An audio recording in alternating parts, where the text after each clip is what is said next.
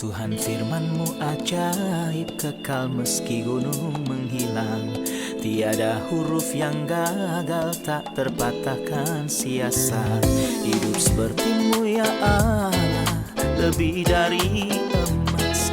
Aku bersaksi kitab-Mu, kitab yang suci. Mendengarkan firman-Mu, hibur hati yang luka. Terangilah langkahku kemanapun ku pergi. Biarkanlah firman-Mu berkuasa atasku. Ubahkanku, bebaskanku, ku mau menyenangkan-Mu. Tuhan firman-Mu ajaib, kekal meski gunung. Ubah dan bebaskan aku, mau menyenangkan-Mu. Salam jumpa pemirsa terkasih, saya menyambut Anda sekalian dimanapun Anda berada dalam episode terbaru program studi harian kita, Semua Kitab Suci. Di mana kami mempelajari semua kitab dari Alkitab, dari kitab Kejadian hingga kitab Wahyu, dari hari Senin hingga hari Jumat. Pada episode sebelumnya, kita sudah mencapai pelajaran kitab 2 Tawarikh, yang merupakan salah satu kitab sejarah dalam Perjanjian Lama. Dan mudah-mudahan di episode hari ini kita akan mulai mempelajari kitab yang baru dalam Perjanjian Baru yang merupakan surat pertama kepada jemaat Korintus. Untuk memulai, izinkan saya menyambut tamu kehormatan di studio, Dr. Farid Zaki. Selamat datang, Dr. Farid. Selamat datang. Sebuah kehormatan. Terima kasih. Juga para hadirin di studio, selamat datang. Dr. Farid, surat pertama dan kedua kepada jemaat Korintus termasuk di antara surat-surat yang ditulis oleh Paulus. Ya. Pada awalnya kita perlu memiliki gambaran tentang surat pertama kepada jemaat di Korintus dan Korintus yang menjadi tujuan surat Paulus. Ketika kita mempelajari kitab Kisah Para Rasul dan mengikuti pelayanan misionaris Paulus, kita menyadari bahwa dia melakukan 3 perjalanan yang disebutkan dalam kitab Kisah Para Rasul. Dalam perjalanan kedua, Tuhan membawanya ke Eropa melalui penglihatan seorang pria dari Makedonia yang berkata, "Menyeberanglah kemari dan tolonglah kami." Dan dia langsung menuju ke arah kota Filipi dan dia berkhotbah di sana. Dan dari sana, dia menuju Tesalonika dan berkhotbah di sana. Dan setelah itu, Athena, dan dari Athena dia menuju ke Korintus di mana dia tinggal untuk waktu yang lama dan melakukan pelayanan yang luar biasa. Di mana kota Korintus? Di sebelah barat dari Athena. Athena di Yunani. Athena, ibu kota Yunani yang menghadap Mediterania. Peta yang akan muncul di layar sekarang mungkin bisa membantu pemirsa terkasih dalam mengikuti penjelasan Anda. Korintus berada di sebelah barat Athena. Ini adalah pusat perdagangan besar dan memiliki 3 pelabuhan laut yang terkenal adalah Lekeum dan Kenkrea. Rahasia di balik kemasyhuran kota Korintus adalah bahwa kota itu adalah tempat pertemuannya. Perdagangan yang datang dari timur ke barat, dari barat lalu ke timur. Selain itu, Korintus terkenal pada abad pertama Masehi akan adanya kuil Dewi Aphrodite atau Venus yang sangat besar yang adalah Dewi Cinta di Yunani. Ribuan orang biasa datang ke kuil itu setiap tahun. Dan kuil itu dibedakan dengan memiliki 1.000 pendeta wanita. Pendeta wanita. Yang mendedikasikan dirinya untuk menyembah berhala. Tetapi sayangnya penyembahan berhala itu termasuk perbuatan zina dan prostitusi. Ini didasarkan pada kebobrokan dan Ya, kenajisan. ini didasarkan pada kejahatan dan prostitusi dan ini adalah pemujaan terhadap Dewi Cinta. Jadi semua itu membuat kota itu menjadi pusat penyembahan berhala. Selain sebagai pusat dari perdagangan. Dan tentu saja memberinya ketenaran moral. Pada abad pertama Masehi, kota Korintian memberitahu kita tentang segala sesuatu yang secara moral rendah. Dan tempat ini juga terkenal dengan filosofinya, seperti semua negara di Kekaisaran Romania. Ia juga memiliki sekolah untuk para filsuf Yunani yang terkenal. Dan juga populasinya saat Paulus pergi ke sana Sekitar 500.000 orang. Hal yang baik.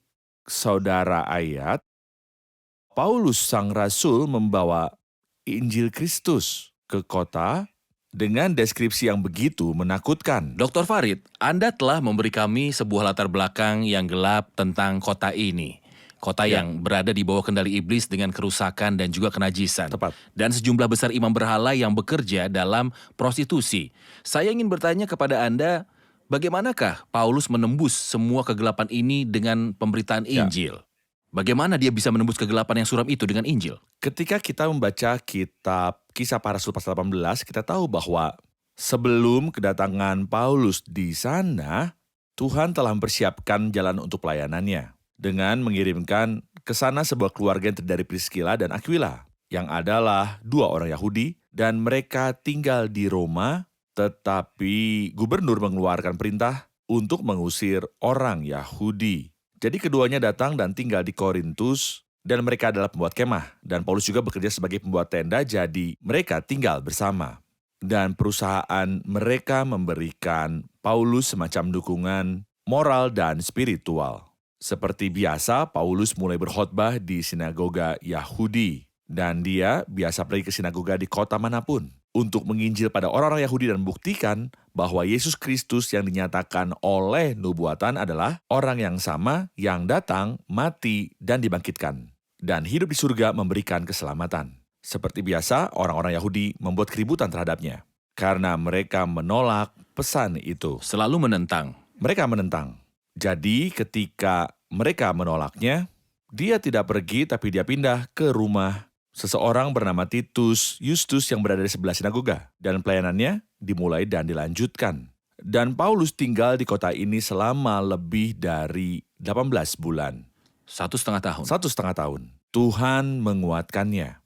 Dan Tuhan mendukung pelayanannya dengan mujizat dan tanda-tanda yang luar biasa. Karena seperti telah Anda katakan bahwa kota itu adalah padang rumput kejahatan di bawah kendali setan. Jadi seolah-olah ketika Tuhan mengirimkan Injil, dia mendukung khotbah dengan kekuatan luar biasa. Katakanlah bahwa Tuhan lebih kuat dari kekuatan iblis. Baik, kita rehat sejenak dan kembali untuk menjawab pertanyaan hadirin. Pemirsa yang terkasih, saya akan menemui Anda kembali setelah rehat. Tetaplah bersama kami. Berkuasa atasku, ubahkanku, bebaskanku, ku mau menyenangkanmu. Tuhan firman-Mu ajaib, kekal meskipun ubah dan bebaskan aku, mau menyenangkanmu. Kami telah kembali pemirsa terkasih untuk menjawab pertanyaan dari hadirin di studio. Tolong jelaskan kepada kami topik utama surat pertama kepada jemaat di Korintus dan juga pembagian surat. Tentunya Dr. Farid, kita perlu mengetahui topik dan pembagian surat tersebut untuk membantu kita memahaminya. Oke. Kami sangat berterima kasih kepada Tuhan untuknya. Surat pertama kepada jemaat di Korintus, karena itu adalah surat yang menangani semua situasi yang salah yang mungkin timbul di Gereja setiap manapun. gereja lokal. Sebenarnya kami menyimpulkan bahwa gereja di Korintus itu besar. Dan sayangnya sejumlah besar orang percaya di sana tidak memiliki tingkat spiritual yang tinggi. Mereka adalah manusia duniawi. Apa maksudnya manusia duniawi? Artinya meskipun Roh Kudus berdiam di dalam mereka dan mereka adalah orang-orang percaya sejati, perilaku mereka diwarnai oleh kecemburuan dan juga perpecahan. Apalagi mereka terkadang terjerumus ke dalam kesalahan secara moral dan dosa. Itulah sebabnya Paulus menulis dalam surat itu. Saya suka menyebut surat ini surat koreksi yang memulihkan. Koreksi memulihkan. Untuk membuatnya lebih mudah. Ada surat pengajaran kelas 1 seperti surat Roma dan kepada orang Efesus. Dan ada surat-surat yang membela Injil seperti surat kepada jemaat Galatia. Galilea. Tetapi ada surat-surat koreksi dan pemulihan seperti surat pertama kepada jemaat di Korintus yang memulihkan, dan saya pikir ini menyerupai apotek yang berisi obat untuk segala macam penyakit. Jadi penyakit apapun yang akan dihadapi gereja lokal selama bertahun-tahun, kita akan menemukan obatnya dalam surat ini. Mohon beri saya contoh penyakit yang surat ini bisa sembuhkan. Perpecahan di gereja dan persaingan. Dan dia membereskan masalah ini sejak awal surat. Dan sebenarnya gereja telah menderita karena masalah ini sepanjang sejarahnya. Apa alasan dari perpecahan? Kesombongan. Bagaimana dia memulihkan kesombongan? Dengan mempersembahkan salib Kristus. Seolah-olah dia mengatakan bahwa salib yang telah kita terima untuk diselamatkan adalah salib yang juga sama Salib karya Kristus di kayu salib. karya Kristus, tentu saja bukan kayu. Kayu? Ya, bukan hanya sebuah simbol untuk dibubuhkan, tetapi karya Kristus di kayu salib. Yang menyelamatkan kita adalah hal yang sama yang harus kita jalani. Yang berarti tidak ada yang disebut grup saya atau kelompok saya seperti yang terjadi di gereja Korintus. Jadi itu adalah satu hal yang dia sembuhkan. Hal kedua adalah penyalahgunaan karunia rohani. Mereka menggunakannya untuk pamer. Tuhan dalam kasih karunia-Nya memberikan anugerah. Tetapi dia memberikannya untuk kepentingan gereja dan untuk pembangunan tubuh Kristus. Bukan untuk seseorang mengambilnya dan membanggakannya. Dia memulihkan masalah itu. Jadi dia memberikan obat untuk kesalahan yang ada di gereja Korintus dan mungkin ada di gereja lokal sepanjang zaman sampai sekarang. Tepat. Bisakah Anda membagi surat itu agar kami dapat memahaminya dengan Saya baik? akan terlebih dahulu membaginya menjadi divisi umum, kemudian subdivisi. Divisi umum, saya membaginya menjadi dua bagian. Paulus memulai surat ini sebagai seorang hamba, seorang gembala yang melayani. Dia memulai pertama-tama menangani kesalahan yang nampak dari pasal 1 sampai pasal 6. Setelah itu mereka mengiriminya surat yang bertanya tentang beberapa hal sulit yang mereka hadapi seperti bagaimana dengan hubungan suami istri, apa yang sudah dilakukan dengan makanan yang dipersembahkan kepada berhala, perjamuan Tuhan, dan seterusnya. Jadi dia mulai membicarakan masalah ini dan mengajar mereka dengan cara yang benar. Mulai dari pasal 7 sampai akhir surat. Jadi dua bagian. Dari 1 sampai 6? Dari 1 sampai 6. Pemulihan dasar untuk kesalahan yang dia lihat dan dengar. Dari 7 sampai akhir Jawaban atas adalah jawaban atas pertanyaan. pertanyaan. Itu pembagian umum. Mengenai subdivisi, ketuhanan Kristus adalah kunci dari surat ini. Kita akan lihat, saudara, ayat bahwa dari ayat pertama dari pasal pertama, dia banyak mengulangi ungkapan Tuhan kita Yesus Kristus. Dia menyajikan ketuhanan Kristus sebagai obat untuk semua masalah dan juga kesalahan yang muncul di Korintus. Misalnya, jika Kristus mengambil posisi yang layak diterimanya sebagai Tuhan, semua perselisihan dan perpecahan akan disembuhkan dari pasal 1 sampai pasal 4. Jika Kristus mengambil kekuasaannya, maka semua kejahatan moral akan disembuhkan. Pasal 5 dan 6. Jika Kristus adalah Tuhan, semua hubungan pernikahan akan diatur dan masing-masing akan mengetahui perannya dalam hubungan perkawinan. Dan juga jika dia adalah Tuhan, semua perselisihan tentang hukum akan diselesaikan. Tentang seseorang dengan hati nurani yang lemah dan tidak memakan makanan yang dipersembahkan kepada para berhala dan yang lain, dan rintangan yang dihasilkan. Juga ketuhanan Kristus membuat orang percaya melakukan perjamuan Tuhan dengan benar di pasal 10 dan pasal 11. Ketuhanan Kristus membuat orang percaya memperhatikan karunia mereka dengan benar. Pasal 12 sampai 14, ketuhanan Kristus melindungi dari kesalahan pengajaran karena kesalahan serius telah disampaikan kepada mereka seperti penolakan kebangkitan. Dia menulis pasal 15 tentang kebangkitan dan saya menganggapnya sebagai dokumen pertahanan terbaik tentang kebangkitan Kristus. Kita sudah selesai. Jadi dia mulai dari ketuhanan Kristus dalam pembagian Kristus. surat. Ya. Izinkan saya untuk membacakan 8 ayat pertama dari pasal 1, kemudian saya kembali untuk bertanya. Pasal 1 ayat dari 1 sampai 8. Dari Paulus yang oleh kehendak Allah dipanggil menjadi Rasul Kristus Yesus dan dari Sostenes saudara kita.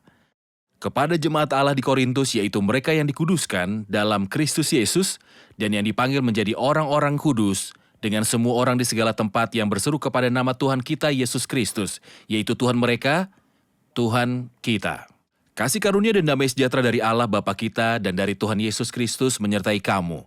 Aku senantiasa mengucap syukur kepada Allahku karena kamu atas kasih karunia Allah yang dianugerahnya kepada kamu dalam Kristus Yesus. Sebab di dalam Dia kamu telah menjadi kaya dalam segala hal, dalam segala macam perkataan dan segala macam pengetahuan, sesuai dengan kesaksian tentang Kristus yang telah diteguhkan di antara kamu. Demikianlah kamu tidak kekurangan dalam suatu karunia pun, sementara kamu menantikan pernyataan Tuhan kita, Yesus Kristus. Ia juga akan meneguhkan kamu sampai kepada kesudahannya sehingga kamu tidak bercacat pada hari Tuhan kita, Yesus Kristus. Awalnya, Paulus memperkenalkan dirinya kepada orang-orang percaya dari gereja Korintus sebagai rasul dipanggil menjadi Rasul Kristus Yesus. Ya. Saya ingin tahu apa artinya Rasul Kristus Yesus dan siapa yang memanggilnya. Rasul di dalam Perjanjian Baru haruslah seseorang yang melihat Kristus setelah kebangkitannya dari antara orang mati. Selain itu, maka dia bukan Dia rasul. tidak layak menjadi seorang rasul. Selain itu, dia harus menjadi pelaku mujizat dan tanda, tetapi syarat utamanya adalah telah melihat Tuhan Yesus Kristus. Jadi kita tidak bisa sembarang menyebut seseorang sebagai rasul setelah Kristus dan setelah era rasul siapapun yang tidak melihat Kristus setelah kebangkitan. Jadi, secara eksklusif, para rasul adalah mereka yang telah melihat Kristus. Setelah dia dibangkitkan dari kematian, saksi mata bahwa pribadi ini telah mati dan dibangkitkan karena orang-orang itu adalah orang-orang yang berkhotbah dan mendirikan gereja.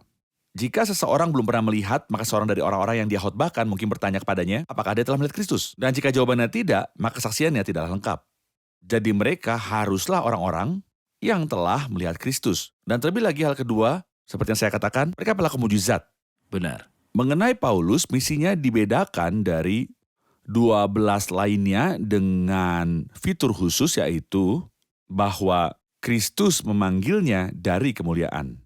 Kristus tidak melakukan itu Tidak. lewat siapapun. Kristus menampakkan diri kepadanya dari kemuliaan saat dia pergi ke Damsyik untuk mengadili gereja di sana. Kristus menampakkan diri kepadanya dari surga dan Paulus menyadarinya sejak saat itu bahwa panggilannya untuk melayani. Dibedakan dari para rasul lainnya. Dia tidak melawan visi surgawi. Visi surgawi. Benar. Tepat. Dan itu tercermin pada pelayanannya selama sisa hidupnya. Ayat 2 berkata kepada jemaat Allah di Korintus, yaitu mereka yang dikuduskan dalam Kristus Yesus. Apakah yang dimaksud dengan jemaat Allah?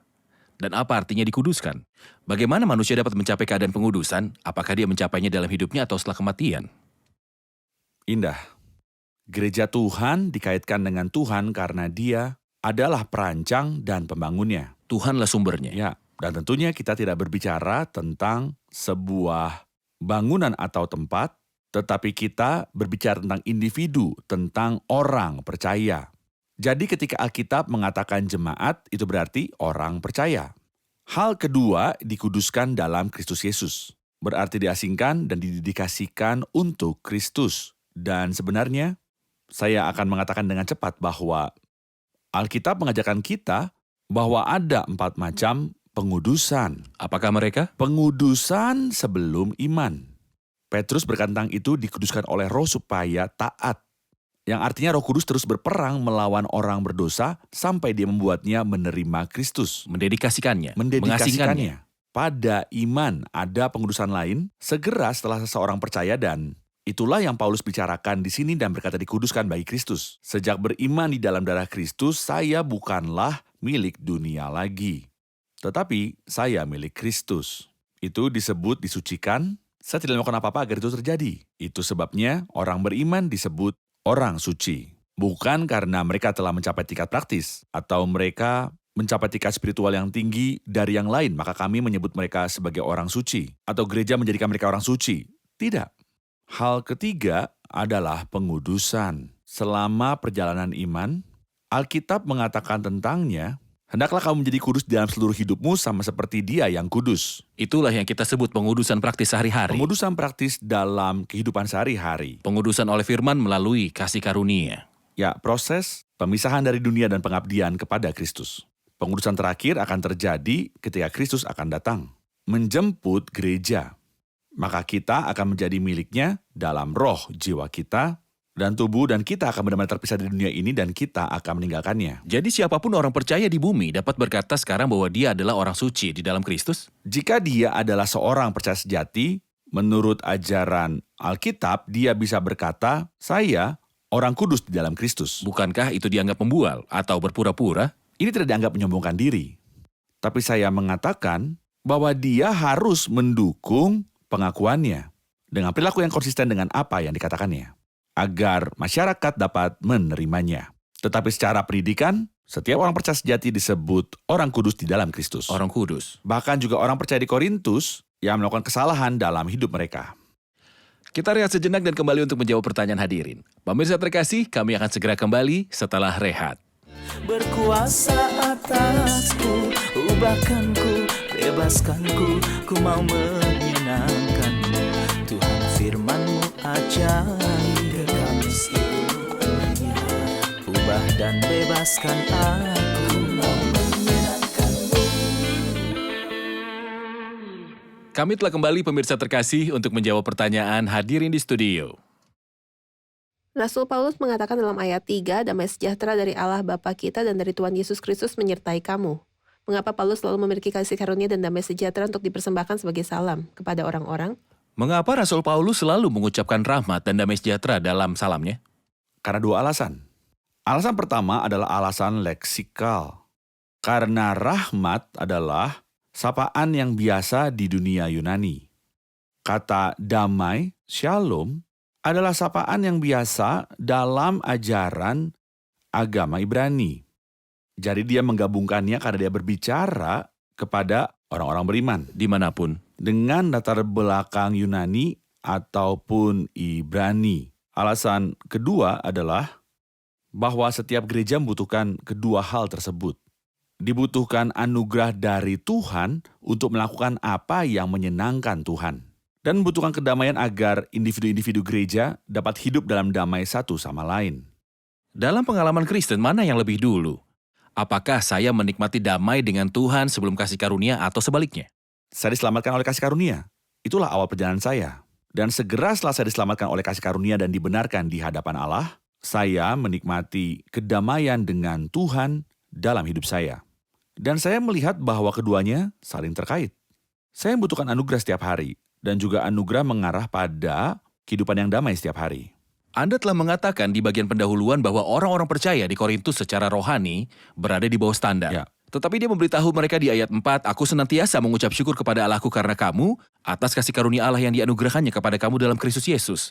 Sebab di dalam dia kamu telah menjadi kaya dalam segala hal, dalam segala macam perkataan dan segala macam pengetahuan. Sampai akhir kata-kata ini, jelas dia berterima kasih atas sesuatu yang baik. Ya. Bagaimana membuat dua hal ini sejalan? Biasanya Rasul Paulus dalam semua suratnya mencari sesuatu yang cerah dan positif untuk memulai.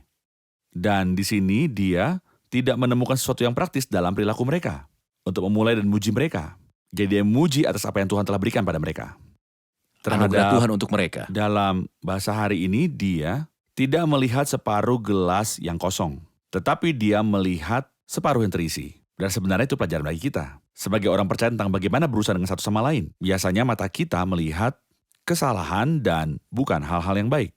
Di sini, di gereja Korintus, dia bisa melihat bahwa Allah memperkaya mereka dengan pengetahuan, ucapan, dan anugerah. 3 hal. 1, pengetahuan, dia memberi beberapa dari mereka kemampuan dalam pengetahuan Alkitabiah. Tentu saja, di sini dia bicara tentang pengetahuan Alkitabiah. Pengetahuan Alkitab. Ya, orang yang memiliki kedalaman. 2, ujaran, kemampuan untuk mengungkapkan. Salah satu dari mereka dapat dengan luar biasa mengungkapkan pikirannya saat berkhotbah. 3, karunia.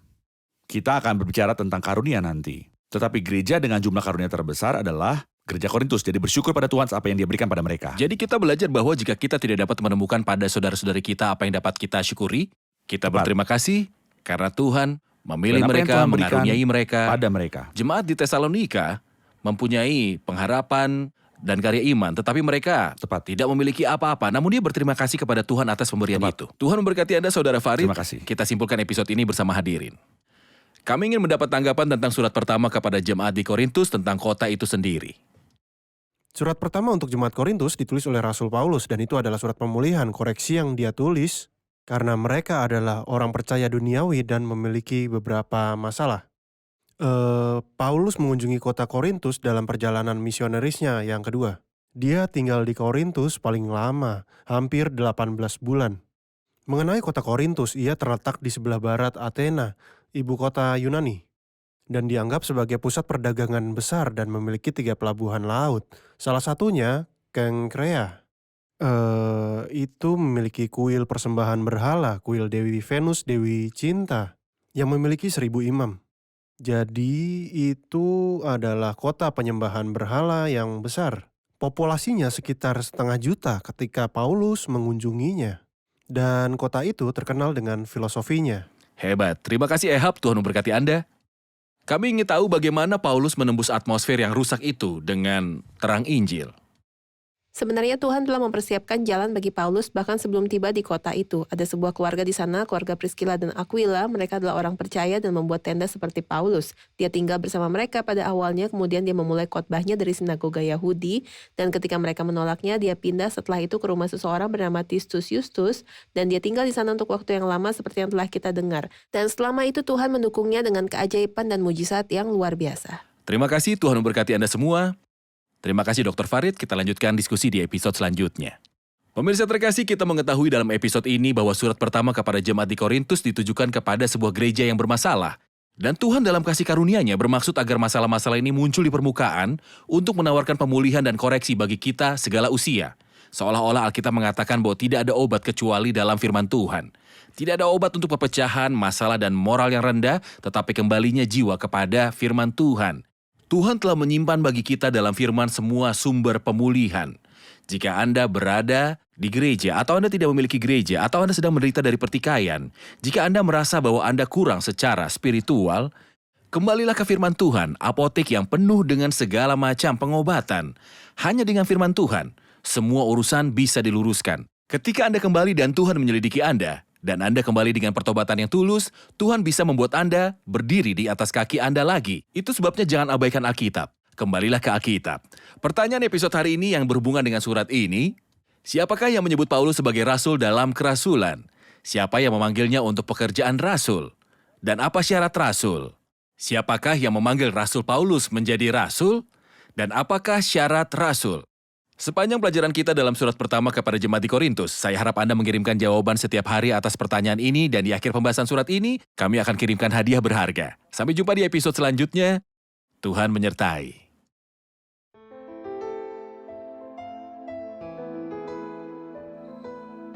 Tuhan firman-Mu ajaib, kekal meski gunung menghilang. Tiada huruf yang gagal, tak terpatahkan siasat. Hidup seperti-Mu ya Allah, lebih dari emas. Aku bersaksi kitab-Mu, kitab yang suci. Terdengarkan firman-Mu, hibur hati yang luka. Terangilah langkahku kemanapun ku pergi. Biarkanlah firman-Mu berkuasa atasku. Ubahkanku, bebaskanku, ku mau menyenangkan-Mu. Tuhan firman-Mu ajaib, ubah dan bebaskan aku.